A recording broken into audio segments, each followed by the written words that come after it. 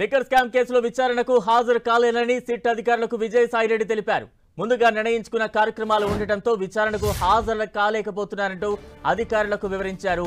Liquor కేసుకు సంబంధించిన విచారణకు మరో తేదీ ఇవ్వాలంటూ విజయసాయిరెడ్డి సిట్ అధికారులను కోరారు.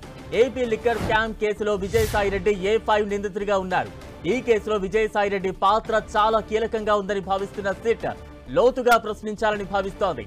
తాను నిందితుడిని కాదని కేవలం ఒక విజిల్ బ్లోయర్నని విజయసాయిరెడ్డి వాదిస్తున్నారు.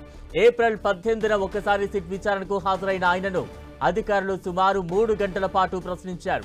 మద్యం విధానం, డిస్టిలరీ కంపెనీలు, నగదు లావాదేవీలకు సంబంధించి కీలక వివరాలు రాబట్టారు. హైదరాబాద్, విజయవాడలో జరిగిన 2 సమావేశాల్లో తాను పాల్గొన్నట్లు అప్పట్లో ఆయన అంగీకరించారు. ఈ కేసులో ప్రధాన నిందితుడైన రాజ్ కేసిరెడ్డి మద్యం కంపెనీల నుంచి సుమారు 50 నుంచి 60 కోట్లు లంచంగా వసూలు చేసి ఆ నిధులను విజయసాయిరెడ్డి సహా పలువురు ప్రముఖులకు బదిలీ చేసినట్లుగా సిట్ రిమాండ్ రిపోర్టులో పేర్కొంది. హవాలా నెట్వర్క్ ద్వారా ఈ ఆర్థిక లావాదేవీలు జరిగినట్లు దర్యాప్తులో వెల్లడైంది. అయితే ఆర్థిక లావాదేవీలతో తనకు ఎటువంటి సంబంధం లేదని విజయసాయిరెడ్డి చెబుతున్నారు. ఇక తాజా అప్డేట్స్ అందించేందుకు మా ప్రతినిధి విజయ్ చంద్రన్ సిద్ధంగా ఉన్నారు. విజయ్, 2 రోజుల క్రితం మరోసారి విచారణకు హాజరు కావాల్సిందిగా సిట్ ఈ మద్యం కుంభకోణంలో ముద్దాయిగా ఉన్నటువంటి విజయసాయిరెడ్డిని పిలవడం జరిగింది.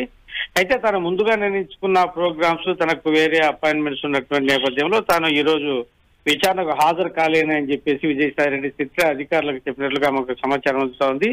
ఈ కేసులో A5 గా విజయసాయిరెడ్డి ఉన్నాడు. అయితే విజయసాయిరెడ్డి విచారణకు వచ్చిన సందర్భంలో ఆయన ఈ కేసిరెడ్డి రాజ్ ఏదైతే ఉన్నాడో అతని మీదనే ప్రధానంగా ఆరోపణలు చేయడం జరిగింది.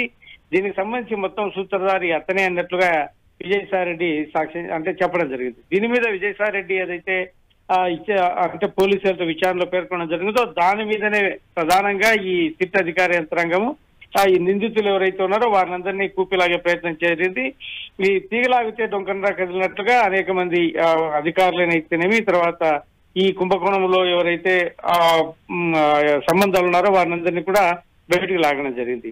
అయితే విజయసాయిరెడ్డిని మరోసారి విచారణకు పిలవడం ద్వారా ఇంకా ఎవరెవరు ఉన్నారు దీనికి సంబంధించి అంటే ఇప్పటి వరకు ఎవరైతే కనుక అరెస్ట్ అయ్యి ఉన్నారో వారి నుంచి సిట్ ఎవరే గానీ ఎటువంటి సమాచారము లాభట్టలేనటువంటి పరిస్థితి ఏర్పడింది. వారందరూ కూడాను ఎదురుదాడి చేయడం అయితేనేమి, తమకు ఎటువంటి సంబంధం లేదనడం అయితేనేమి, తర్వాత కొన్ని ప్రశ్నలకు మౌనంగా ఉండడం అయితేనేమి, ఇవన్నీ చేయడం జరిగింది. కాబట్టి ధనంజయ రెడ్డి అయితేనేమి, కృష్ణమోహన్ రెడ్డి అయితేనేమి, రాజకేశ్వరరెడ్డి అయితేనేమి, వారి అనుచరులు అయితేనేమి, వీరందరి నుంచి సరైన సమాధానం రాబట్టలేనటువంటి నేపథ్యంలో ఈ కేసులో మరింత పట్టు బిగించేందుకు కోసం విజయసాయిరెడ్డి మొదటి నుంచి కూడాను ఈ కేసులో సిట్ అధికారులకు కొంత సమాచారం ఇస్తూ సహకరిస్తున్నట్లుగా తెలుస్తా ఉంది. కాబట్టి మరొకసారి విజయసాయిరెడ్డిని పిలవడం ద్వారా మరికొంత సమాచారం రాబట్టి ఈ ఎవరైతే కనుక నిందితులుగా ఉన్నారు, అరెస్ట్ అయినారు, వారిని మరింతగా టైట్ చేసేందుకు కోసమని చెప్పేసి వారి వద్ద నుంచి మరింత సమాచారం రికార్డు పరంగా రాబట్టడము, వాటిని చూపించి వారిని కేసులో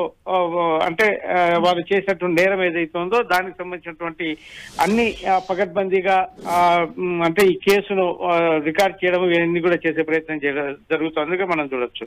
అంటే ఈ కేసుకు సంబంధించి కోర్టులో విచారణ జరుగుతున్న సందర్భంలో పలుసార్లు ఈ సిట్ అధికారుల మీద కూడాను జడ్జి కొన్ని కామెంట్స్ చేయడం జరిగింది.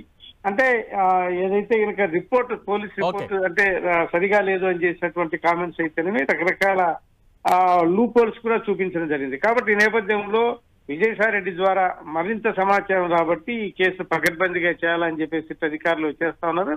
కాబట్టి విజయసాయిరెడ్డి ఈ రోజు రాలేనని చెప్పారు. మరి ఆయన తర్వాత మళ్ళీ వస్తారా, వారిని మరింతగా ఒత్తిడి చేసి తెప్పించే ప్రయత్నం చేస్తారా, లేదంటే వచ్చిన తర్వాత మరింత సమాచారం అయినా ఇస్తారనేది వేచి చూడాల్సి ఉంటుంది. Right, thank you Vijay.